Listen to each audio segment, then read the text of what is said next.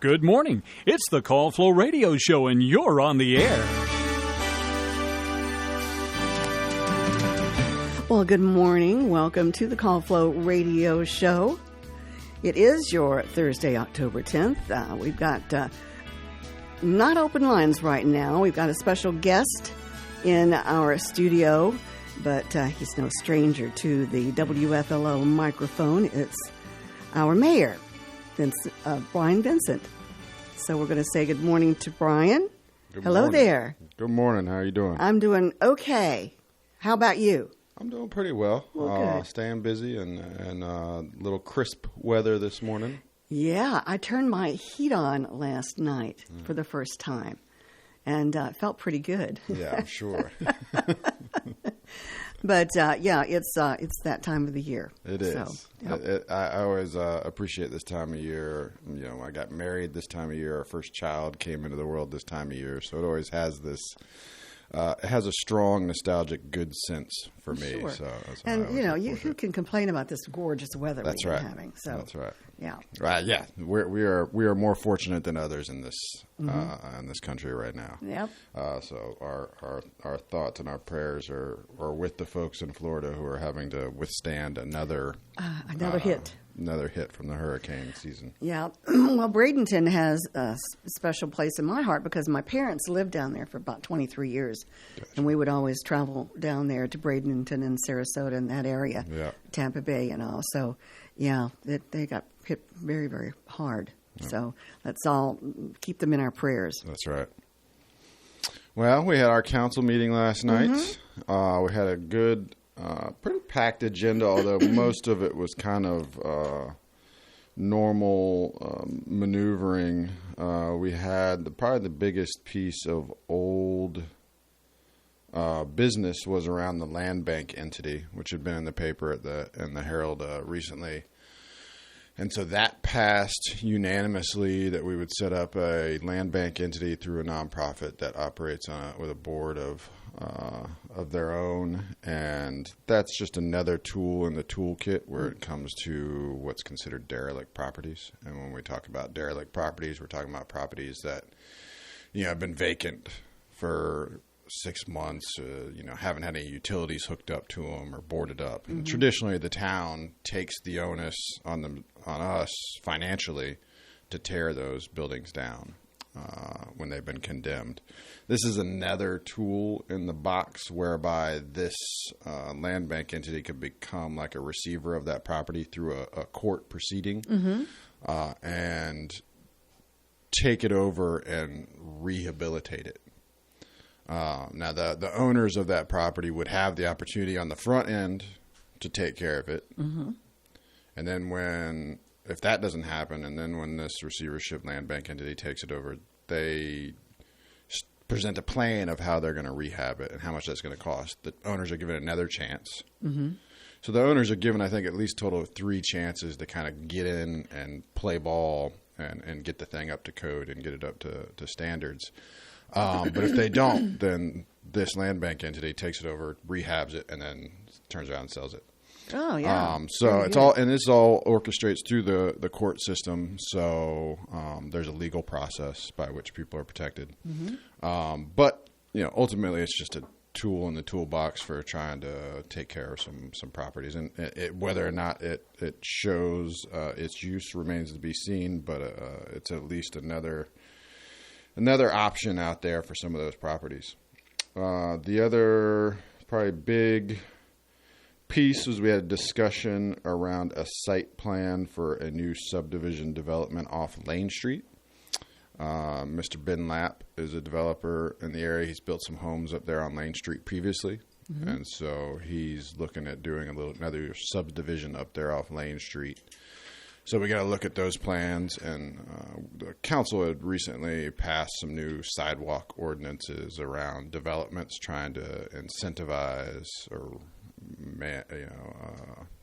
require these developers to have some sidewalk infrastructure components to their developments.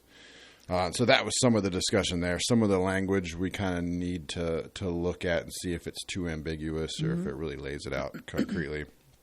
But ultimately, always great to try and work with the developer to get some new housing in the area that fits in that middle area. Because where is Lang Street? So Lane Street's up Lane Street. by like where Yakutak is and where Waterworks is, but it's across the other side of the street from the ball fields over there. And so that's Lane Street. It's been in the news a lot lately because Steps was looking to acquire a piece of property out there for another development. And I believe it came through that they recently did purchase that property, and they're looking at it like a multi-decade-long project of building some apartments and things out there as well. So good to have some development churning. In this day and age, we talk a lot about housing on the local municipal level and the Commonwealth level and the country level. I know I recently had the opportunity to serve as a coach at Longwood Symposium Day for the students. You mentioned that. Yeah, and so Doug Stanley, the county administrator, was there, and he was the one who presented the issue to the students. There's 290 of them.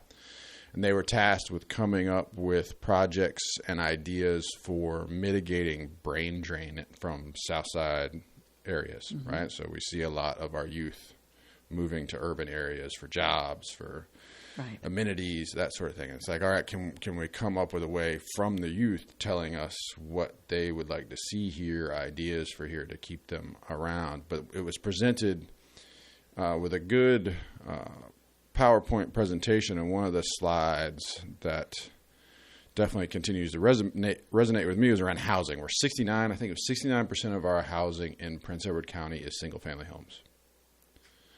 And only 18% is kind of middle housing, like apartments, townhomes, that sort of stuff for people who are just getting out on their own. Right. First-time buyers. Right, exactly. So we're obviously, like everywhere in this country, missing this huge chunk. Right. Some of this is generational sort of shifts in where and how people want to live. But it's important to be thinking about it, figuring out ways to set ourselves up for success for the coming years. And so it's always good to have conversations with developers about what we can do to make their life a little easier and incentivize them to build some of that middle missing housing. Then we had some new business. A lot of the new business was kind of procedural. We had some updates to our regulations around Virginia Erosion and Sediment Control Program. It was just cleaning up some language. We had some budgetary transfer stuff where you're just like, a lot of times you have projects that start one fiscal year but finish another fiscal year, and you got to move monies around to account for that. So we had a couple of those little procedural things. We updated the Farmville area bus plan, which is something you have to do periodically. I think we usually do it every 3 years. And that's a federal policy issue because we get monies from the federal government for that bus plan. And then the last kind of big splash, pun intended, we allocated some additional set-aside funds for a new bathroom facility at the Splash Park. Oh, okay. Over on Wilkes Lake. So we had originally in the plans for that had like a prefab bathroom facility that we were going to put over there, and it was going to cost about $150,000, somewhere around there. And that was in the budget. But in looking around, some of the options became like we found Public Works found it very hard to come across this setup that we were looking for. And so they started to look at more permanent structures that would last a little bit longer. Right. And so they came up with some plans, and we've got some engineers looking at it, and they think we can do it for, I think it was around like $315,000. So the discussion for council last work session was, okay, do we want to spend the money now, do it right, make sure it's a solid structure that's going to last for a long time, and if so, are we comfortable taking, we have, I think, $2 million in our set-aside, $2 million plus in our set-aside account, taking about 180, somewhere around there, combining it with the 150 we had budgeted, and then propping this thing up. And so council voted to do so, which was great, because if you've ever paid attention to our recreation master plan that we passed in 2018, it calls for really building out that Wilkes Lake area with additional basketball courts. Originally, it was we were going to build it out with a lot more basketball courts. We were going to connect more trails. There was going to be the bike pump track that's going to happen out there by the skate park, refabbing the skate park, and then also the dream in the recreation master plan was a recreation center out there. Oh, yeah. Yeah. That'd be nice. Yes. And so that is still the dream. And so this puts us still like, if you're still conceptualizing that idea, having a really solid, good bathroom structure out there with a splash pad makes sense, right? Because then you've got all these other amenities that are going to play a part too. In the interim, since that recreation master plan, of course, pickleball has exploded. Oh, yeah. And much to the chagrin of some tennis players, but much to the happiness of other people. And I was one of those folks who kind of was like, lukewarm on the pickleball thing. I can't really say anything about pickleball because I've never played it. Yeah. And so I'm not going to, give an opinion about it. But, tennis players, when we go up to play, and fortunately Longwood is letting us play there on their courts and all, but I'm glad that they're going to put in some pickleball courts because they have their lines. That's and right. Of course, we have our lines. It's a little confusing over there. Yeah, it does. It gets pretty confusing. But so I had never played either. And, had written it off as like, several residents had reached out and were like, hey, pickleball. And I'm like, yes, but like how is this the flash or will this activity stick around? Right. Right. And that was the thing. Like, yeah. Was it the generation, the big boomer generation who played tennis now segueing into something that then doesn't stick? I don't think so. I mean, that's what I discovered is I had friends of ours who asked Harriet and I to join them to go play pickleball out at the Longwood courts. Right. And we went out there, and one, I had a really fun time. Mm-hmm. It was great. I enjoyed it. Two, the courts were packed with people playing pickleball. From across generations. Mm-hmm. And so it really opened my eyes. So I came back and talked to the town manager. I was like, look, we need to rethink the amount of basketball courts we're thinking for the Wilkes Lake area and think about converting half of them to pickleball. Mm-hmm. And so I think that's the new game plan is to convert half of those to pickleball courts over there at Wilkes Lake. So giving an actual home to the pickleball players as opposed to shared space with the tennis folks. Yeah. So that was new bathrooms. I know we opened up the splash pad and people were very excited, but a lot of what we heard was that they needed a changing room / bathroom, right. Which was always in the plans, but now we're going to actually invest a little bit more money into it and make it a real nice changing room / bathroom space. So that was exciting and dovetails nicely into some of my other discussions around my comings and goings and meetings. As I've stated several times coming here, the outdoor recreation component of development is important to me on multiple levels. I think for rural areas, it's an opportunity to drive the economy, to have solid outdoor recreation tourism. Because rural areas aren't often able to capture real new high-paying entities into a locality, right? It's very hard to recruit that, particularly for areas where you're not right off a major interstate or something. So outdoor recreation becomes this driver, right? Because we depend a lot on variable taxes like food, beverage, lodging. So if you can draw more people in to visit us for those amenities, they're going to get on the trail, they're going to bike, they're going to do these things. Then they visit our restaurants and they stay over the night and that sort of thing, and that feeds into our economy. And so recently I was invited to the National Leadership Forum on rural development through outdoor recreation. And there was 50 of us who were invited. It was held at the Richard King Mellon Foundation in Pittsburgh. I was the only elected official there. It's through my connections in outdoor recreation that I was invited, not because I was mayor, but I did get to wear my mayor hat. And so I sat on a panel around activating communities. in outdoor recreation. And so in this space of 50 to 60 professionals who are engines in the rural development and outdoor recreation space, I was able to tell Farmville's story. And it's a compelling story, and it resonates with people. And so I got done speaking, and all of a sudden all these people from the Richard King Mellon Foundation are handing me their card. And it's a very big philanthropic organization, and they're like, we can help you, we can help you, we can help you. Wow. So that hopefully, we've reconnected, and hopefully over there, these things take some time, but hopefully we'll be able to see some good return on that time investment. That time investment was on a multi-hat phase, right? I also serve on the board for the Paddle Sports Trade Coalition, which is an industry trade coalition around my other job, and also on the board for the Virginia Department of Wildlife Resources. So all my hats are kind of in that outdoor realm, and so that was part of the reason I was there. But I also met the U.S. Undersecretary for Rural Development, Dr. Basil Gooden, who happens to be from Buckingham County. And I did not know that. And we have a lot of mutual friends. And so it was great meeting him and also talking to him about opportunities in our area.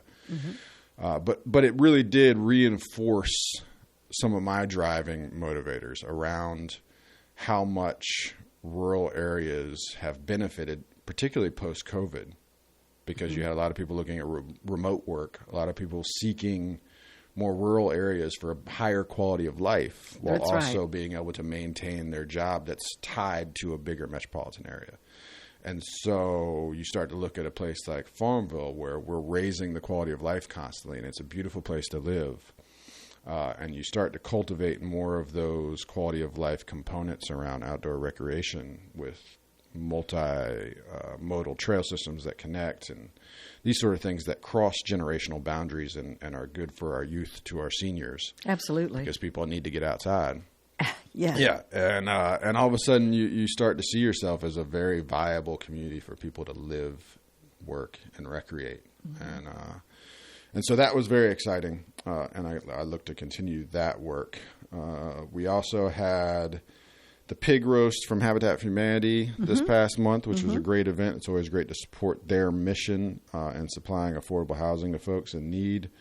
There was the Rock the Block event hosted by Downtown Partnership, which was a great event as well. I took the fam down there. We had dinner and watched some music and enjoyed that. I mentioned the symposium day.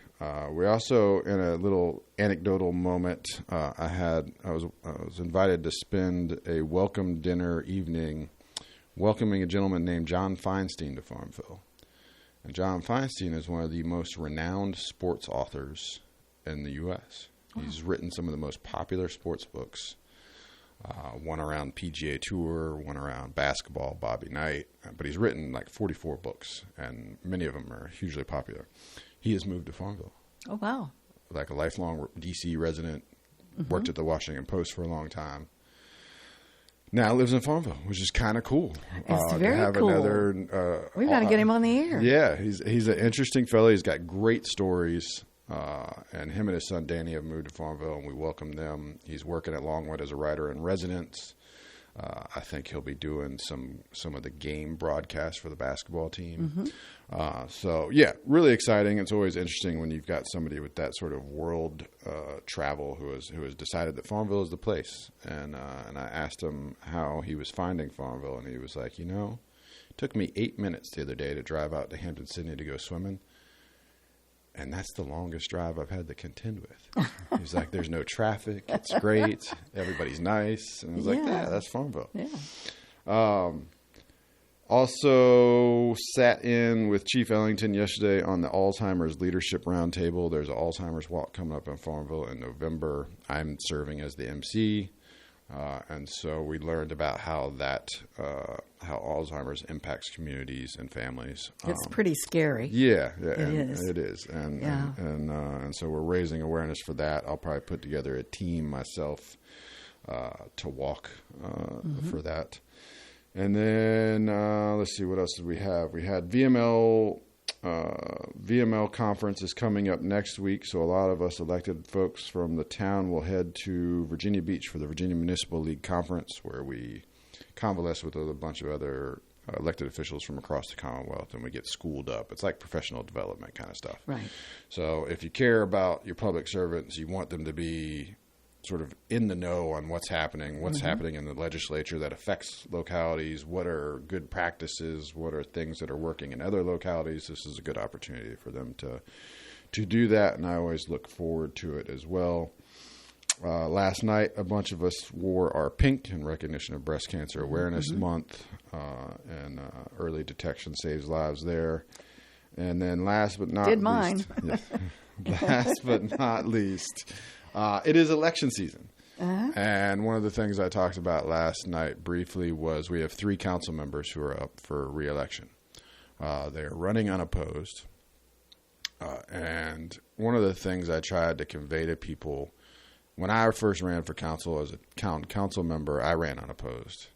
But I still went out and knocked doors every day. I still went out and talked to people. I tried to share my ideas. I tried to hear what the public had to say, what their ideas and dreams were. And it was important to me, despite not having anybody who ran against me, it was important to me to turn out a vote because it meant that my message resonated with people, right? Like if you were willing to come out and cast a vote for me despite being unopposed, it meant what I had to say to you and what we shared together about your ideas and my ideas resonated. And so then when you come to council, you have this, it buttresses your job efficiency because you feel like you have a support base, right? And people believe in what you're doing there. And so it's a good reminder that local government, it truly touches you. There's a lot of noise nationally, but local government truly touches you on a daily basis. That's where it gets started. Yeah. And you have the unique opportunity to talk to your elected officials because they are so local. So I was encouraging the citizens to talk to these elected folks who are running for re-election, get to know them, get to know their ideas, and turn out and vote for folks that that you feel deserve it. And so, you know, I talk to kids all the time. It sounds harsh, but I talk to kids all the time. You know, I was one of those kids in my 20s who felt like my vote didn't count too, right? Like a lot of us as youth are like, oh, does it really matter? You get kind of cynical. And what I always tell folks is if you don't vote, most elected officials aren't incentivized to listen to your cares. That's right. Because you're as cynical and as selfish as it seems, you're not going to affect them at all. Right. You think you're making some statement. You're not. You're doing the absolute opposite. You're making no statement. That's it. That's right. You know? Yeah, and, you know, you can't complain. If you don't get out there and vote, you know, you can't complain. I've always voted. Yeah. Ever It's very since important. I could vote. It is participation in this grand process, this grand experiment we have of a representative government. And, yeah, it's important to get out and vote. It's important to put your voice in there because that is power. And this is we the people. And so please get out and participate. And, yeah, I think that kind of summarizes all of what we had last night. We've got a couple more events. I've got a mayor's roundtable, business roundtable that I'm organizing for the end of this month on the 28th. And we'll try and get some business leaders together and talk about some challenges and opportunities for our area. I know I've got another meeting with some county folks and some outside developers to try and figure out like what are some challenges and opportunities there. And so we're just continuing to try and find where our opportunities are for us here to be smart about how we grow. We have to realize that our area projects as stagnant population growth. We see more deaths than births. And we need to figure out a way to change that scope, to make sure that we remain a vibrant place to live and for people to call home. And so we're in that process now. There's a bunch of us who it feels like all of us are kind of pushing in the same direction. That's finally good. Which is good. The school system has a new interim superintendent. They've got renovations going on. it's a good opportunity for all of us to continue to brainchild how we're going to move forward. And so we have a joint meeting scheduled next month in November between Town Council and the Board of Supervisors. Mm-hmm. Another opportunity, one for fellowship, but also to kind of get our heads together around where we're going. Sounds great. Yeah, so that's the idea. We're going to keep pushing and trying to make sure Farmville is the best place to live. I think you're doing a great job with that. I really do. Well, I appreciate that. That was wonderful. Well, listen, thank you so much for coming and letting all of our listeners know what's going on in the town of Farmville. And like I said, you're doing a great job. Well, I appreciate it. It's always a joy to come here and share the good news with you. All right. Well, you take care. Thanks, you too. Have a great remainder of your week and into the weekend as well. You as well. All right. Thank you. All right. That was Farmville Mayor Brian Vincent, and he has graciously given up some of his busy time to come here to tell us about what's going on in and around the Farmville area. All right, we've got some business to take care of. It is 8:33, so we will get to our weather forecast, which is brought to you by WFLO right here. So we'll get to that. We'll see sunny skies for today with a high around 66 degrees. Tonight, clear with a low around 38. For a Friday, tomorrow, a high of 68 degrees under sunshine. Friday night, look for a low around 40 degrees. For Saturday, sunny again with a high of 77. Saturday night, mostly clear with a low around 49. For Sunday, sunny with a high of 79 degrees. Sunday night, mostly clear with a low of 56. And your Columbus Day Monday, mostly sunny with a high of 69 degrees. And outside, we do have a 49 degrees now, and our low this morning was at 46, so I don't know what's going on there with this other computer. But anyway, our humidity is at 73%. We've recorded no rainfall in the past 24 hours. Our barometric pressure is at 30.14 inches. Now it's rising a little bit. Our wind's coming in from the north-northeast at around 6 miles per hour. We have had some gusts around 18 miles per hour. And once again, we are mostly sunny outside. And our current temperature is at 49 degrees. That is your weather forecast. We've got our birthdays and perhaps anniversaries coming up for you. Brought to you by Creative Electrical Contractors, located at 1907 East 3rd Street in Farmville. Creative Electrical Contractors specializes in commercial and industrial projects and offers quality work at competitive prices. CEC is a licensed Class A contractor in Virginia and North Carolina. Creative Electrical Contractors has been in business for 25 years, still committed to the values that were established when the company opened in 1998. Integrity, quality workmanship, and timely delivery. CEC, located at 1907 East 3rd Street, Farmville. You can contact CEC at 434-392-3802 or at creative-electrical.com. Okay,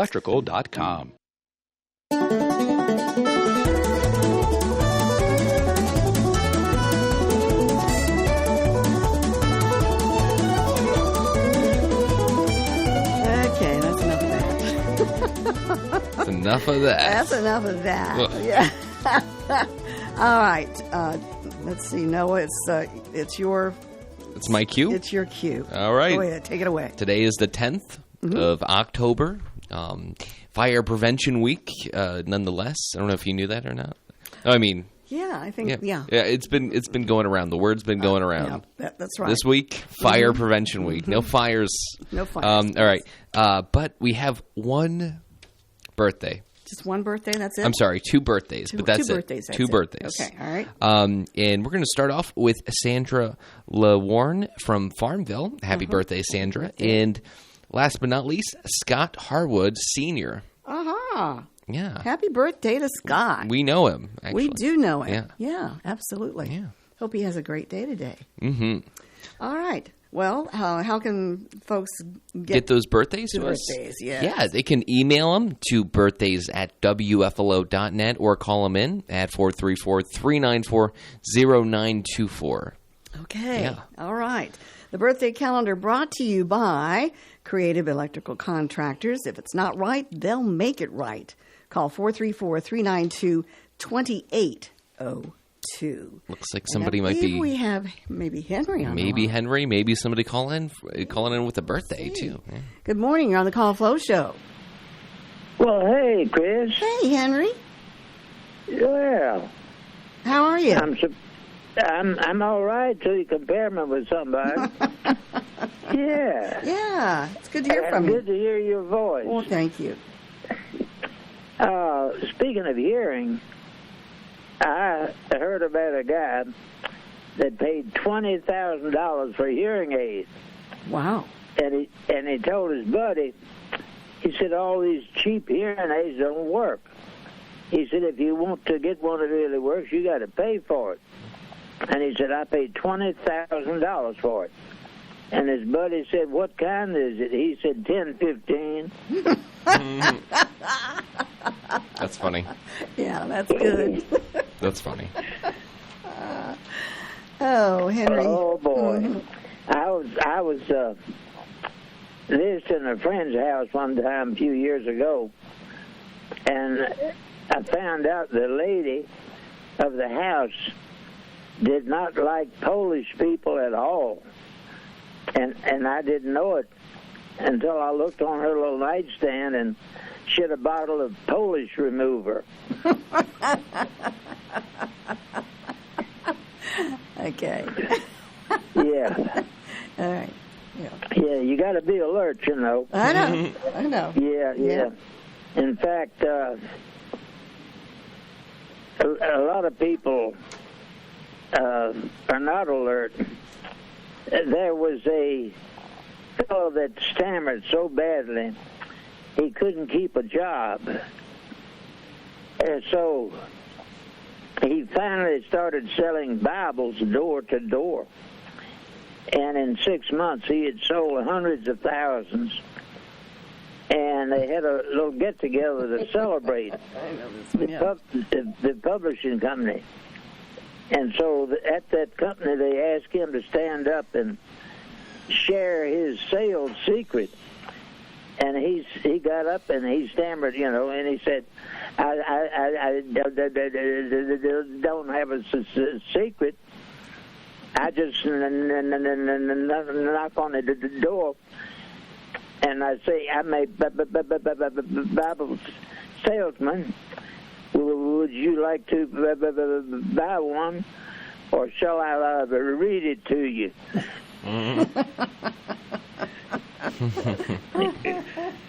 Okay. Yeah.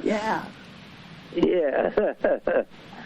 Absolutely. I heard about a bad, probably the worst alcoholic I ever heard of.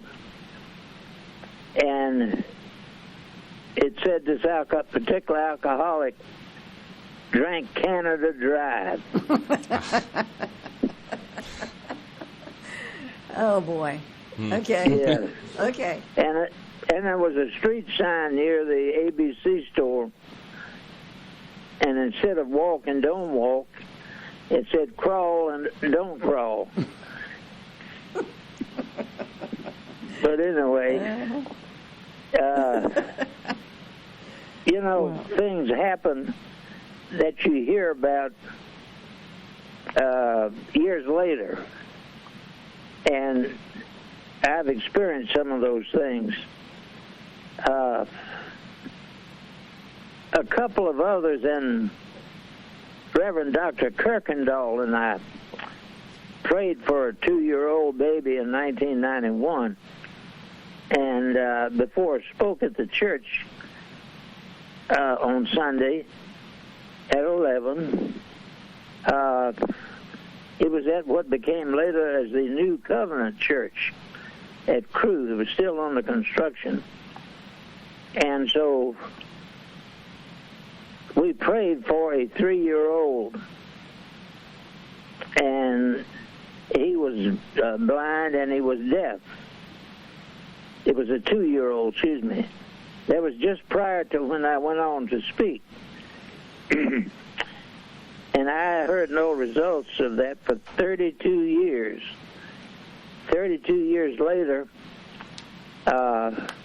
Reverend and Mrs. Kirkendall visited our church in Farmville, Heritage Baptist, and then they told me about the 2-year-old boy we prayed for 32 years prior.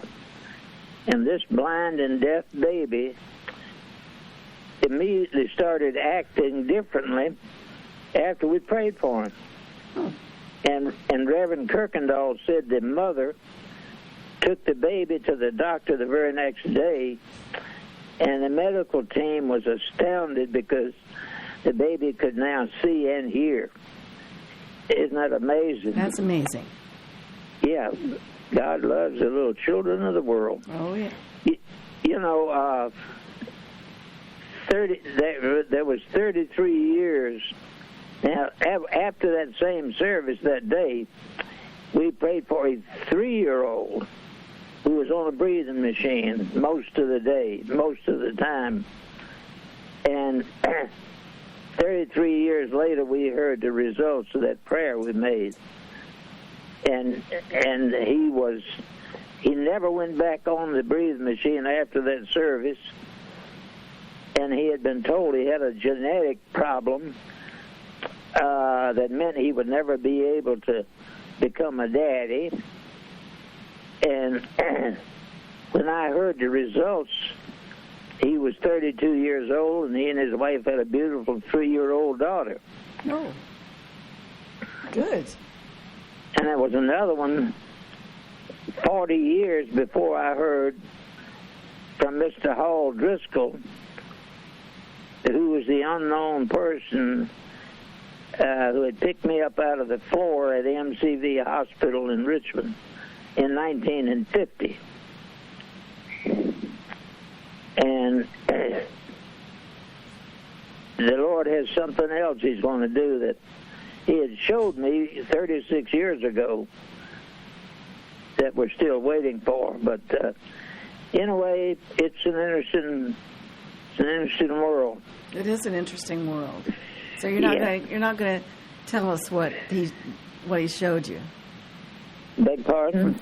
He said 36 years ago, or what was the I'm last sorry. one? What was the last story that you said? That you ran into somebody that 1950, I believe, at the hospital. Yeah, but there was something else. There was something else that you said that hasn't happened yet. Mm-hmm. Oh, yeah, that hasn't happened yet. What? But he showed me. Uh-huh. Well, I'm waiting on him for that. Oh, okay. Mm-hmm. All right. But it hasn't happened yet. Oh, all right. Yeah. I understand. Yeah. Okay. Yeah. All right.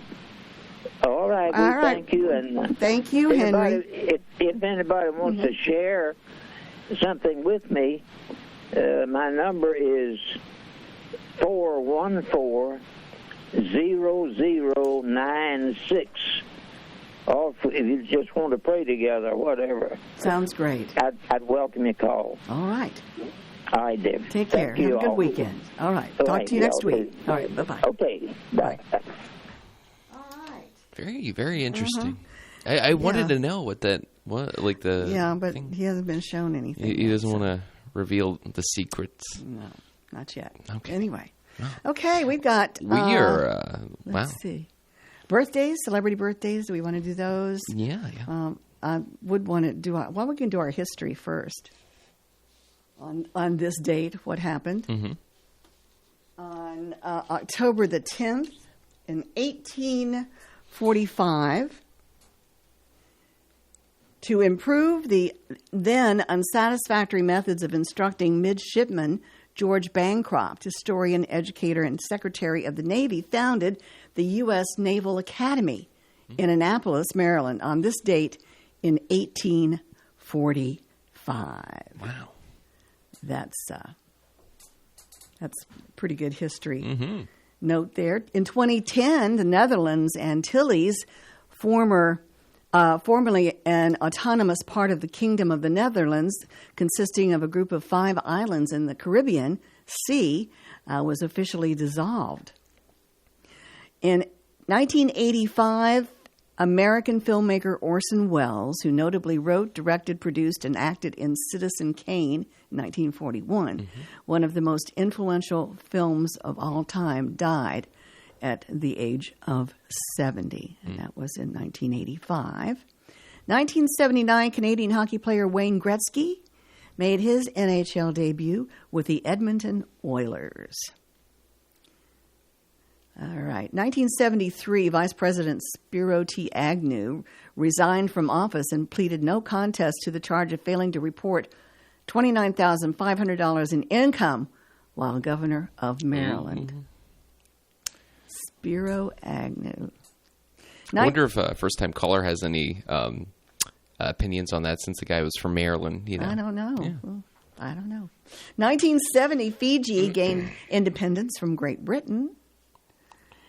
In 1969, American gridiron player Brett Favre, who broke all the major NFL career passing records as quarterback of the Green Bay Packers. It's his birthday today. He was born in 1969. Let's see, 1963, the British spy film From Russia with Love premiered in London, the second film in the James Bond franchise. It is considered one of the best in the series. 1956, the American classic Giant had its world premiere. The saga was especially notable for being the last movie of James Dean, who died in a car accident shortly after the filming was completed. In 1935, George Gershwin's opera Porgy and Bess opened on Broadway. Wow. 1917, American pianist and composer Thelonious Monk, among the first creators of modern jazz, was born. In 1911, a group of revolutionaries launched an uprising in Wushang, China, which many regard as the formal beginning of the Chinese Revolution, a nationalist democratic revolt that overthrew I think it's the Qing dynasty, but it's spelled with a Q. But there's no U in there, so I'm not sure. Could be Wing dynasty. Okay, one more. 1846, English astronomer William Lasalle discovered Triton, the largest satellite of the planet Neptune. So there you go. That's a fun one. Yeah, that was a fun one. All right, let's get to some famous birthdays, some celebrity birthdays for today. All right. Entertainer Ben Vereen is 78 today. He was part of the screening or the film America's Burning. Mm-hmm. And it's a fun fact, he appeared in an episode of Star Trek, The Next Generation, as Geordi's father. Ah. So. You said you watched that show, right? The Next Generation? Yeah, some of it. Yeah, I did. But I didn't like it as well as, Captain Kirk. Oh, yes. James T. Kirk. Anyway, rocker David Lee Roth turned 70 today. And he once had a cameo playing in a card game on The Sopranos. Did not know that. Yeah. Let's see. Actor Bradley Whitford turned 65 today. He appeared as a councilman in an episode of Parks and Recreation. Okay. Let's see who else. Mario Lopez turns 51 today. He has twice appeared as a contestant on the Celebrity Family Feud. Okay. Also hosted by Steve Harvey, I'm assuming, right? Yeah. The celebrity? Yeah. Okay, I think we've got a caller here, so we'll take that caller. Good morning, you're on the Call Flow Show. Oh, good morning, people. Well, hello. Hi. How are things? I how are survived things the storm. You did, Yeah. of course. I sure did. Yes, Yep. ma'am. Well, I did too. I stayed up late watching the coverage of the arrival of Milton, and it wasn't pretty. Nope. No. I was. How are things in Maryland? Oh, I'm leaving this morning. So around probably as soon as I finish, probably like 40 minutes or something. Oh, okay. I'll be traveling down. Traveling down? Yeah. Traveling up. Well, you know, that's such a controversy because people try to correct me. But how do you know that up is the North Pole? Is it because it's drawn on a map that way? Oh, boy. You know, when you look on it on a universal level. My mind is not prepared So for that question. yeah. And plus, I if don't you know. go down far enough, you'll come right back around. Back to up. Yes. Right, I Chris? guess Am I right or am I right? Yeah, that's right. I guess. Yeah. Well, who even knows when you look at the universe, what side is up or down? Yeah. So, is it that the people that drew the map beat them to it? I guess. That's up. That's down. You're doing a lot of work to defend your points of being, saying down is right. There's a lot of. So can you? I can't dispute it, but I have a sincere feeling like that might be wrong information, but I can't. So I it's up know to in a parallel universe they would call it the not the down under, the up under. That's funny. Up, not no, that sounds corny. But anyway, even that, taking that into consideration, because we're making some phone calls this morning. We had some friends in Florida. Yes. Seeing how they survived it. Okay. So a lot of them would answer the phone and say, I can't talk right now. Oh, okay. It's like, why would you even answer the phone if you can't talk? That is interesting. Yeah. That's a good point. To somebody out there, yeah. Yeah. So, I don't know. If you don't have the time, don't pick up the phone. That's like a... Yeah, I wish more people did that because, it's annoying because, you're on the phone and you're talking to me right now, so you can talk. You just don't want to, It's the whole... There you go. Yeah.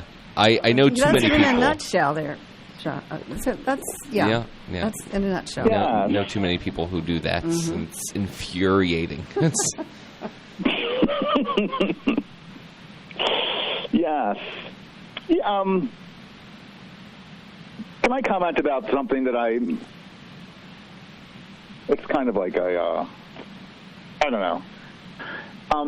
You had the mayor on this morning. Yes. And a while ago you had him on just before the splash park was built, and he said that the splash park wouldn't be built with taxpayers' money. And that's what I was under the impression. That's why I guess they sold it to the John Q. Public, because it's like, it's not going to, and it's only servicing maybe 24 people, 24 families. But now we're going to pay for a place to change, and we'll probably be doing maintenance on it. And now it's starting to become a bill, I guess. I'm just wondering why he didn't say that all at the beginning. Okay, the splash park will be paid by nonprofits, but we're going to be funding the bathhouse, and we'll be funding the maintenance and blah blah blah. The yada yada. Well, that's interesting. Well, it's it's all budgeted. And I think that he said that they had some reserve money. That since they had some reserve money that they could use that. To pay for the bathhouse. It sounded like they were going to postpone the bathhouse for a bit until it became a bit of a problem, right? Is that the general?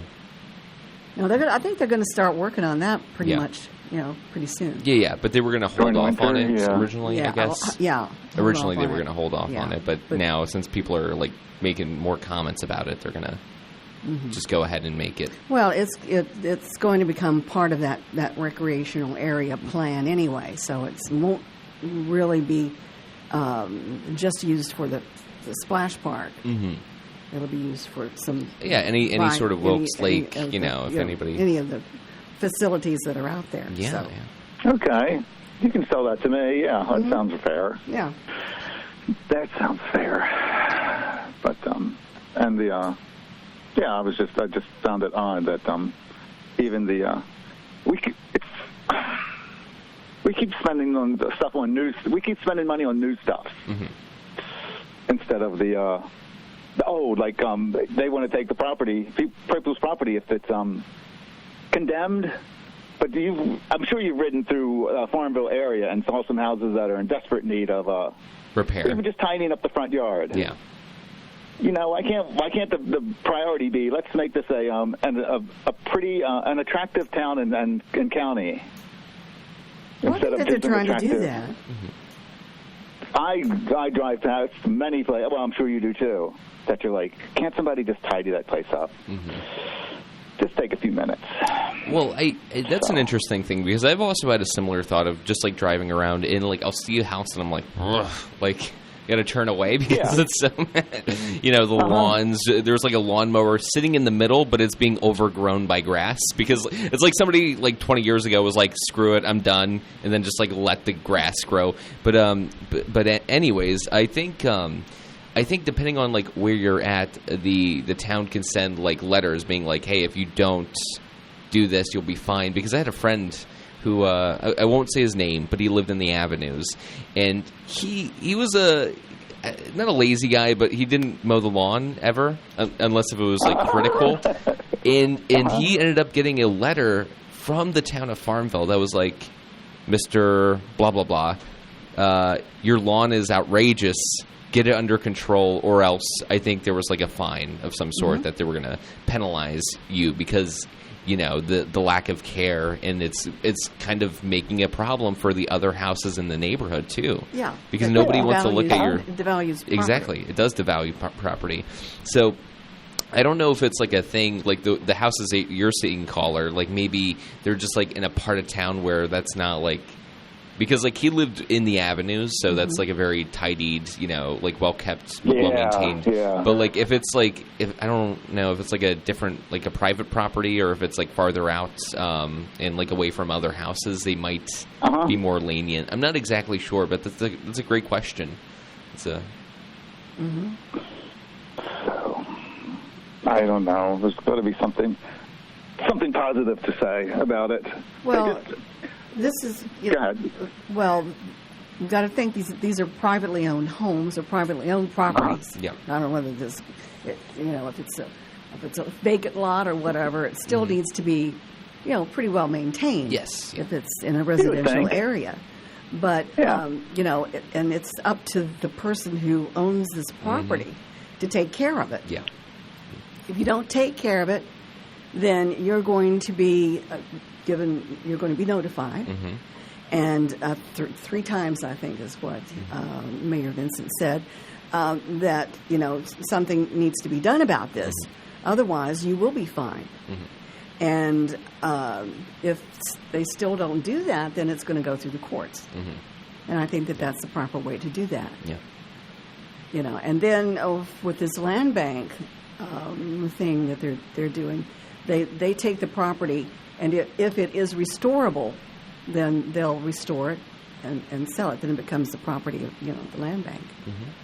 And they can rehabilitate some of these properties. Older buildings. That's right. So I hope it works. I hope it does too. That's for sure. Yeah, oh, we're over time now. Oh yeah, we gotta. Oh my God, we gotta run. I'm sorry. That's okay. I'm sorry. That's okay. Have a safe trip to Maryland, and yes. Let us know how you're doing. Okay. Thank you. All right. Both of you, be safe. You too. Thank you. Take care. Goodbye. Well, that's going to do it. All right, It's been a busy morning. Yes, it has. It has. Let's see. We've got some news and weather coming up. After that, it's I get to play some music. You do. Well, I'll be listening. Okay. Thanks for sitting in. Take care. Bye.